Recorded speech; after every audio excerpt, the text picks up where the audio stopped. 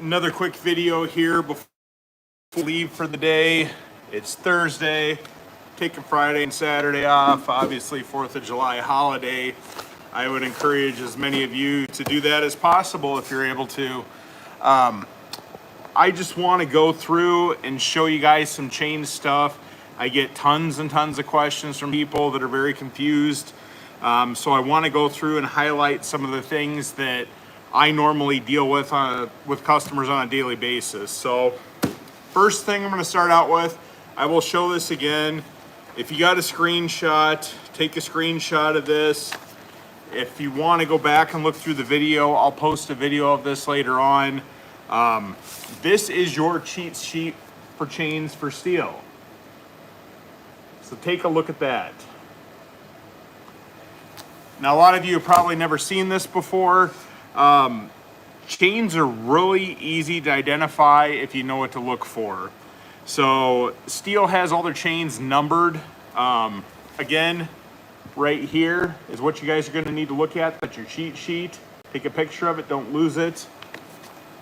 So let me start breaking down some of these chains for you. So the first thing, let's start on the outside of the box. So on the outside of the box, you're going to have an indicator. It's going to be a green or a yellow. So the difference between the two is green is a safety chain, yellow is not a safety chain. The only difference, if you're going chain for chain, is going to be the second raker. So on these chains, this is a 3/8 Pico chain. Let me pop it out of the box. And I want to show you a couple things. So on all steel chains, I don't know if you can see that right there, there's going to be a number. And that number on the bottom of the drive link is going to tell you the gauge of that drive link. There's also a really small number right across on the raker from the cutting tooth. That is going to show you what the pitch is of that chain. So on this particular one, it's going to be a 6 for the pitch, and it's going to be a 3 for the drive link. So let's jump back to our cheat sheet. So if we go right here, 3 is going to be a 3/8 Pico chain.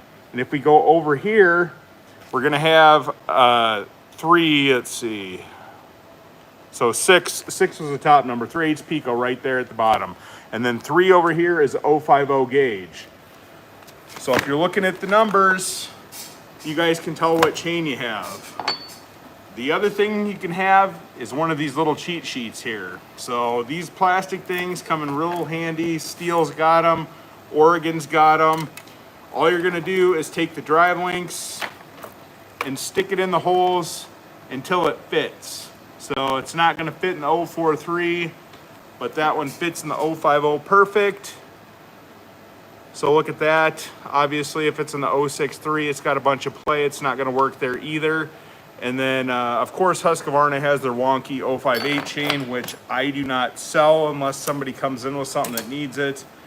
Don't really know the purpose of having it. It's just more confusing to customers than anything. But let me run down here too. So steel chains, they're going to be identified with a green strap or a yellow strap. So this is a green safety chain. What makes it a safety chain is when you go around the bar tip, it opens up and it's got a second raker on there. So let me show you what a yellow chain looks like. So yellow chains are non-safety chains. So if you have a micro cut green and a micro cut yellow, they are exactly the same, except this one doesn't have a second raker when you roll it out. So yellows, single raker, greens, double rakers. That is the only difference. So keep that in mind if you're wondering about chains. Steel boxes, these are real nice too. They've got their new designs, which actually has a better picture. But on the front, you can tell what the cutting tooth looks like. Micro is semi-chisel. Super is going to be full chisel. So if you notice on the super, it's got a point on the end. And if you notice on the micro, it's more of a square end. So there's different purposes for each chain. Make sure you guys are getting the ones that you need for your project. And then of course, hexa chains. Steel has hexa chains. It's basically a super chain with a notch cut out on the front. The reason for that is it increases speed. So I think Steel claims that it's like a 10 or 15% gain in speed by having that notch there. That is what a hexa chain looks like. It's basically a full chisel super chain with a little notch cut out of it. So you will need a different file for those. Hexa files, I got one right here to show you. It's nothing special. It's just got an end where it fits inside that little groove right there. So hexa files for hexa chains, rounded files for your super micros. Just don't get them mixed up. I guess you could convert the hexa chain to a super chain if you filed it round. So that's those. As far as the chains I carry goes, gauges, you're gonna have different gauges, you're gonna have different pitches. So your smaller chains are gonna be your 1/4-inch Pico chains like this.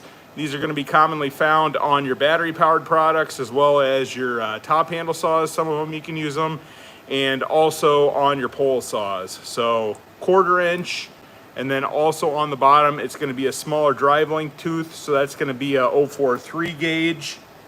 So again, if you get confused, drop it in one of these, take your drive link, stick it in the corresponding holes until you get one that fits tight. So that's all you're gonna do for that. In my shop, I carry everything from a 10-inch, well actually a 5-inch if you're including the GTA chain, all the way up to a 41-inch chain. I carry those for the 881s. We actually sell quite a few of those here in our shop. So you can put a 3/8 sprocket on there. Most of them are gonna come standard with the 404s. So if you just look at the size of this thing, it is significantly bigger. So if you guys are running these, some of the old school saws had 404s on there. Let me show you a mono saw that I redid. It's actually got a 404 on it.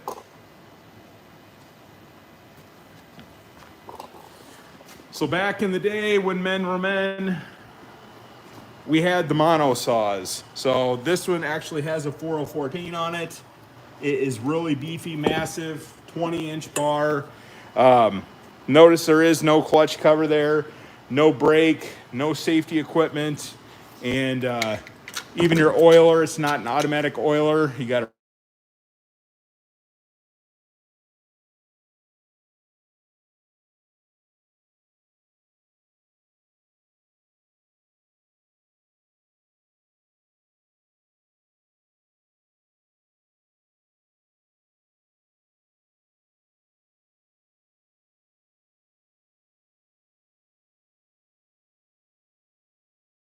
So a couple other things, sprockets. So in order to identify your sprocket, if it is a steel sprocket, and I would say most of the time on Husqvarna's, it will tell you exactly what it is. That one is a 3/8 sprocket. If you do not know what your sprocket is on your saw, Steel makes one of these tools. This will help you identify it. So if you look real close, so we got 3/8 up there, we got 1/4-inch Pico there, 325 and 404. What you're gonna do is you're gonna take this and rest it into the sprocket. Obviously it doesn't fit there on the 404, so we're gonna go rotate it around. 325, there is a gap on the top. That's not the right one either. Obviously not 1/4-inch Pico. So the last one is a 3/8 sprocket. Fits nice and tight and perfect. These are real handy tools. I'll show you one last thing on here. These corners on here, that is to help you guys identify what the gauge is on your bars. So this is 043, I believe. Yep, 043. Right here, 058 is not gonna fit in. 063 is not gonna fit in. And then we're down to 043. Fits in. So that's how you can tell what bar you have. If all the lettering's wore off, Steel does a good job, Husqvarna does it also. It'll tell you right there what exactly bar you're using, what the pitch is, the gauge. So right here, if you look at the drive link count, it will tell you this one is 64 drive link count. It's going to be 1/4 inch pico for the pitch, and it's going to be 043 for the gauge. So what you're going to have to do if you're looking for a replacement chain is you're going to have to match all that stuff up. So right here, we've got a 1/4 inch pico, just like on the bar. We got 043, just like the bar, but we're looking at the drive link count now. So that one's 65. On this chain right here, it's 64, so that will not fit. That's really important to keep in mind. I see a lot of times customers come in, they buy a bar and a chain off Amazon or something. They think it's gonna fit their saw. It doesn't. Sometimes it's just a matter of one drive link off. Sometimes it's not even close. Sometimes the pitch is wrong, it won't match the sprocket. Sometimes the gauge is wrong, or it won't drop in the bar. So make sure that you guys are matching that stuff up. So again, pitch, gauge, drive link count. And then back to my cheat sheet. I'm gonna hold this up. You've probably never had a dealer show you this before, but this is gonna help you guys identify the chains that you have if they're steel chains. So I'm gonna hold this up, take screenshots. Like I said, I'll make a short video of this, have all this stuff. I actually have a video out there, I think, that has all this stuff on it. But what you're gonna wanna notice is this stuff and this stuff, because these numbers on the side, on both sides, are gonna correspond to what is written on the chain. So that is gonna help you identify what you have. Because I know a lot of you guys got buckets of chains, or they're sitting on your bench or hanging on the walls, and you don't know what they are or what they go to. This will help you guys get there. So go to some of the comments here. We got Colleen that said hi guys. Let's see right here. Chain lockers. If you guys have never seen one of these before, buy them. I saw a ton of them in the shop. You drop your chains in there. This one takes up to 20-inch chains. You can get the other ones that go up to 41-inch. This will help you guys stay organized with your chains. You can get one case for dull, one for sharp, or you can get the side-by-side and do the same thing in there. So the last thing I want to show you guys here is going to be the 2-in-1 files, because I get a lot of questions about how to file stuff.